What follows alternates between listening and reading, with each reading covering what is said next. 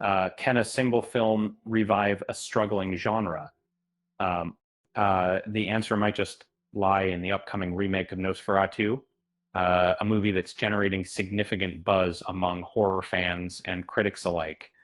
Uh, uh, Before we dive into the world of vampires and gothic horror, don't forget to subscribe to our channel and hit that like button for more content. As a horror enthusiast, I've seen my fair share of slasher movies and vampire films, but it's been a while since I've come across something that truly sends chills down my spine. That's why I'm excited about the 2024 remake of Nosferatu, a film that's promising to bring a fresh take to the genre. Um, Directed by Robert Eggers, the film is already living up to expectations, with early reviews praising its haunting narrative style and vivid portrayal of the vampire world. With a 94% rating on Rotten Tomatoes, it's clear that this movie is something special. Um, but what sets Nosferatu apart from other horror films? Um, for starters, it's a remake of the classic black and white horror film from the German Expressionist era, which was itself an unofficial adaptation of Bram Stoker's Dracula novel.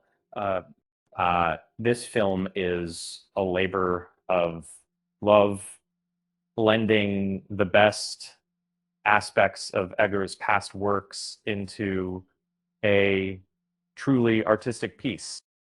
In recent years, the horror genre has seen a decline in quality, with many films relying on cheap jump scares and generic plot lines. But Nosferatu is different, offering a more traditional take on the vampire genre that's sure to appeal to fans of Gothic horror. So, what's behind the decline of the horror genre? Again, I can just I Oversaturation of low budget films that lack attention to detail and originality. movies like Afraid, which was criticized for being too similar to the 2023 film M3GAN, have struggled to recoup their production costs. Um, However, there are some horror movies that are bucking the trend. Films like Terrifier 3 and Smile 2 have managed to impress audiences with their unique approaches to the genre. Terrifier 3, for example, pushed the boundaries of gore and violence. Well, Smile 2 amplified its semi musical elements to create a truly unsettling experience. So, can Nosferatu follow in the footsteps of these successful horror movies? Um, with its Gothic roots and traditional take on the vampire genre, uh, it's certainly possible. A Twin Details. In fact, the film's emphasis on atmosphere and tension is reminiscent of the classic Universal monster movies from the black and white era. As a fan of horror movies, I'm excited to see where Nosferatu takes the genre.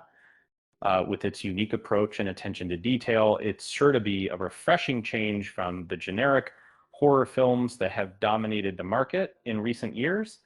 And on a lighter note, why did the vampire go to the orthodontist?